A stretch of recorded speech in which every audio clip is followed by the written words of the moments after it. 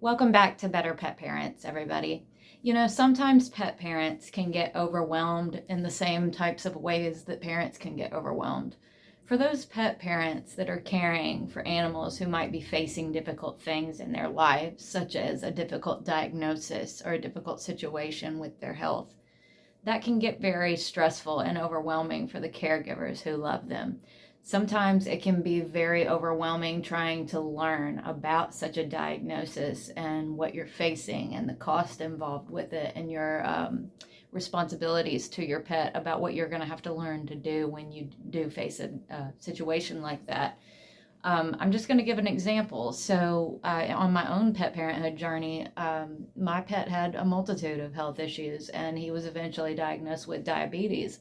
And I can remember at the time that being such an overwhelming thing for our family to face because we loved our pet like family. He was family to us. And that meant that we were going to try to do whatever we needed to do to care for him and to give him comfort in his life. And I know that so many of you out there in the Better Pet Parents community feel the same way about your beloved pets. And for those of you who are fortunate enough to have healthy animals, that's great. But as our pets age, we face all kinds of things with them. And so many of you are facing all kinds of things with them in your own pets' lives as they face challenges and as things happen. And sometimes it can just be such a learning curve because our pets cannot talk to us. So, us as better pet parents, when we are in situations like that where we want to give the best to our beloved animals, we're not only on a learning curve as we discuss with our veterinarians what there is to know and what there is to do, um, and the lifestyle changes that you might need to make to give the appropriate care to your pet. But we're also on a language barrier where we're relying solely on our connection with that animal to be able to know how they're feeling and what they're thinking. It's our responsibility as better pet parents to be there for them on their healthcare journeys and throughout their lives with all the things that they face so that we can make sure that we're doing everything that we can to keep them comfortable and to do right by them. And today I just want to tell you guys why we created Better Pet Parents.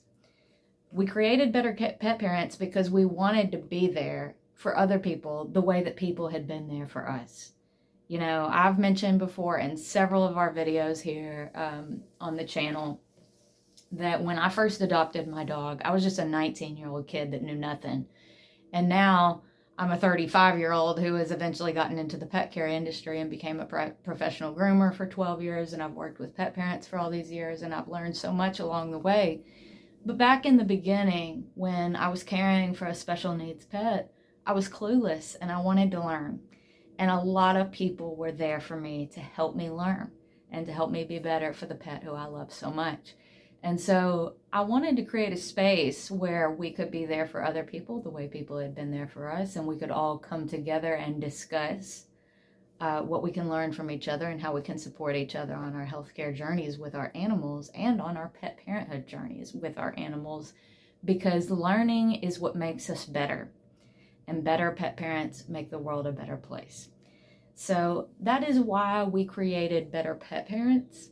There's a lot of things that we hope to do with the brand and with the community over the course of the next several years. I have a lot of plans for it and a lot of hopes for it, and I hope that they come to fruition. But the first product that we made for Better Pet Parents is called My Vet Notes. You guys have probably heard me talking about that from time to time here. And that's just a journal, you guys. That's just a journal for pet parents who are on complicated journeys with their animals. So that's for those pet parents out there who are facing difficult diagnoses with their animals. That's for people who are caring for animals with special needs, who have a lot going on. That's for people who take their animals to the vet frequently for more than just annual exams, because we understood that information can become overwhelming. If you are a client who is going to a lot of vet visits and a lot of specialists for the care of your beloved animal, sometimes that information can get overwhelming. And we found on our own personal pet parenthood journey that when we took notes about everything that was happening at home with our pet and relayed it to all of our veterinarians, everybody understood more what the situation was, and we could provide better care. And I've preached a lot here before at Better Pet Parents about, trying to do right by our pets. And I've even mentioned, as I've spoken about my vet notes, that one of the best things that you can do for your animals is find veterinarians that you love and trust. And along that path, one of the best things you can do is bring them as much information as you can, because they cannot speak to their patients. And a lot of times people expect miracles from veterinarians, but they are relying on everything a pet tells them from the exam and their symptoms and everything that that pet's person tells them. So the more information you can bring to the table, the likelihood increases that you're going to have a better treatment plan for your pet. And so, I've explained that a lot when we've spoken about my vet notes, that the purpose was to bring as much information to the table at veterinary appointments as possible. But one of the things that I feel like we haven't talked about enough concerning my vet notes is that the best thing my vet notes is capable of is helping people become better pet parents.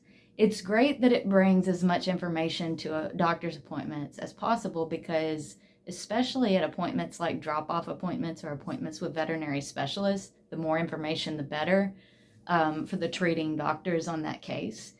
But the point is that when you're taking those notes every day at home about your pet's habits and about your pet's medication schedule and about your pet's reactions to certain medications and your pet's moods that come and go, their appetite, their sleep patterns, etc., you start to understand your pet better.